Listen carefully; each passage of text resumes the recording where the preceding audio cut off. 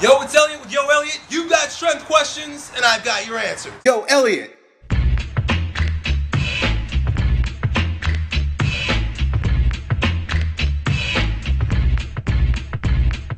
All right, well, today we got a question from J Mike Japan. J Mike Japan wants to know, yo, Elliot, is there a way to train to develop better and faster muscle memory for sport-specific moves, so that your time training would be much better spent and more effective?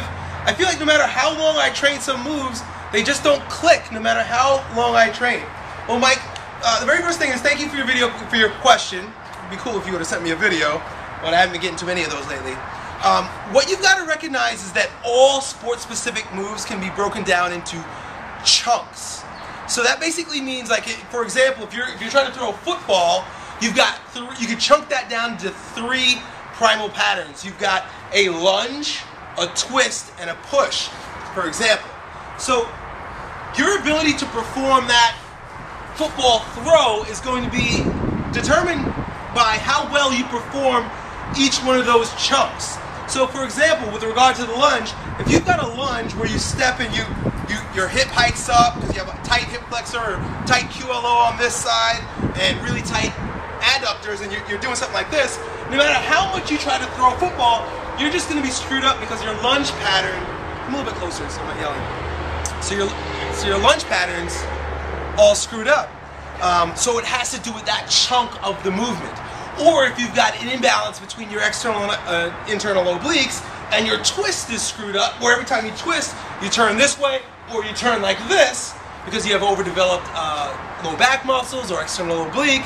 Doesn't matter how many times you try to throw a football, that particular chunk of the movement is damaged. You've got a faulty recruitment pattern associated with it. Or your push, if you've got muscular imbalances or what I like to call muscle viruses in your shoulders, like I said before, your abs or your legs, those viruses are going to manifest themselves in the total pattern or the total movement, like throwing the football. So you've got a lot of strength and conditioning coaches and fitness experts out there who tell you, number one, that you should be warming up with dynamic flexibility, basically doing the moves that you're going to perform in the sport.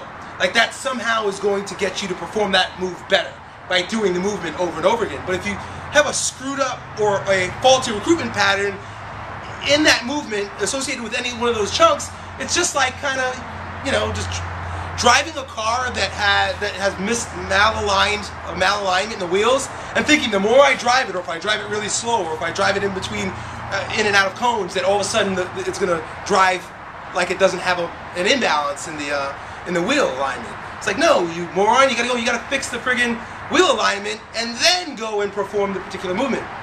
So they got you doing sport-specific moves. You know, take the baseball bat that's real heavy and swing it so that you can become a better swinger. Well, it's like, yeah, but you're kind of missing the point here because you got a screwed up swing, you got a screwed up throw, you got a screwed up gait pattern, and that's why your sprint's all screwed up. So we got to fix the chunked down or individual portions of those sport-specific moves first by using corrective stretches and corrective exercises to perfect the chunked down primal patterns of the movement. I hope that all makes sense to you.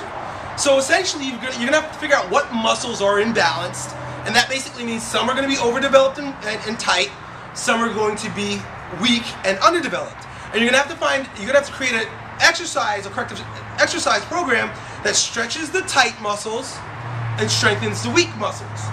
So, you know, you're going to end up having to, it takes a lot of work here, and this is probably why most people don't do it.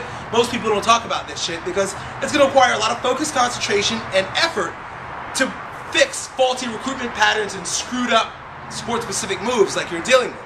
So, for example, with regard to the throw that I use, if your lunge is all screwed up because you have tight adductors on this side, tight QLO on that side, and you're twisting because you're overdeveloped on your low back here, and your abs are weak, and you look like this, then guess what? You're going to have to chunk that pattern down into little chunks that need to be supported.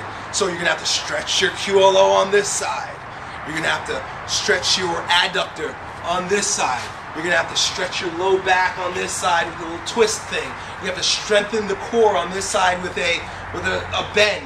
You're going to have to figure out all the little goofy things that you have to do on the floor and, you know, like playing with little gadgets in order to bring alignment and balance back to the musculature in those patterns. And then you piece them back together, and now you've got, boom, oh my God, I'm throwing better.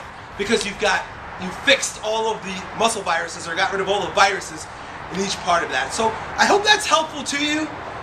This is stuff that I teach all my strengthology students, and when I have them assess their clients, the very first thing that we do, or one of the very first things we do, is look at muscular imbalances, muscle viruses, correct those first, develop the patterns, the basic chunk patterns, and then we go into sport-specific stuff.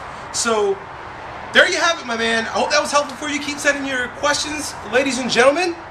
Talk to you next time. Yo, Elliot.